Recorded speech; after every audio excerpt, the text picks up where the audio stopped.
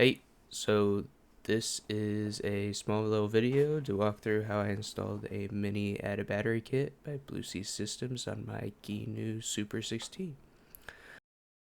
So what you're looking at here is the switch, the MACR, two circuit breakers, both connected to the MACR, and both of those go to each battery, the engine battery and the house battery. And then both the house battery and the engine battery are both also connected to the switch, and then the wires from the switch go off to your engine and any house electronics. Everything's grounded by that single bus bar you saw there at the end, and both the switch MACR are screwed into this part of the boat and are accessible to me. So I can flip that switch very easily, and then there's also an indicator on the MACR that will tell you if it's working or not. So I can see that as well if I have any concerns. So here is my switch, and all my house electronics are connected to this, the fish finder, and all of this is powered by the house battery. So the engine battery won't supply any power to it. So this will probably be the most helpful for those of you out there trying to install this yourselves. This is a circuit diagram I drew.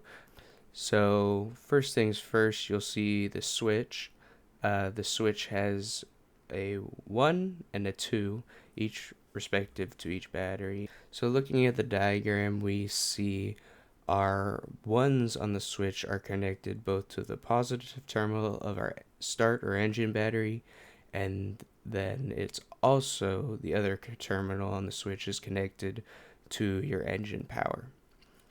The engine will get grounded to your negative bus bar, and then you'll want a negative ground going to your start battery as well. One precaution you might take is that when you're wiring your negatives, make sure you use a large enough cable. So for my engine battery, I think I used a 6 or a 4 gauge wire, and then for my house I used a 8 gauge wire. So just make sure you're using the proper gauge for all your wire.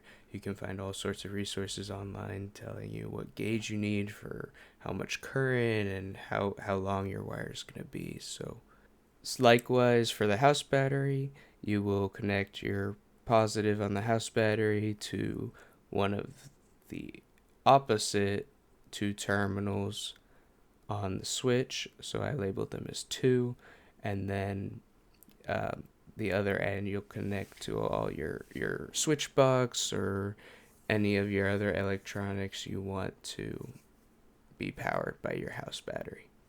And then again, all of that gets grounded in the negative bus bar, and you want to connect your negative terminal of your house battery to the bus bar as well. Finally, we'll talk about the MACR. So this unit is what allows both batteries to be charged. Basically, all you need to do is connect it with a positive to the positive terminal of each battery, and then ground it to the bus bar. You're also going to want to add a circuit breaker to each of the positive lines going to each of the batteries. So for me, I used a 40 amp circuit breaker, but the amp circuit breaker you're going to want will depend on the current output of your alternator in your engine. So be sure to check that, get the right fuse for those. One thing about the circuit breaker that I would recommend is probably buying a heavier duty one. What I mean by this is the ones I bought on Amazon were plastic, and one of the ones that got shipped to me was broken and I had to get it replaced. So it seems like they are less durable. I have been to West Marine and they have more durable ones made of actual metal or heavy duty material and not plastic. So I might recommend getting one of those. The only downside is they are more expensive, so you could go with the plastic ones if you're looking to save some money, but the more durable one might last you a lot longer.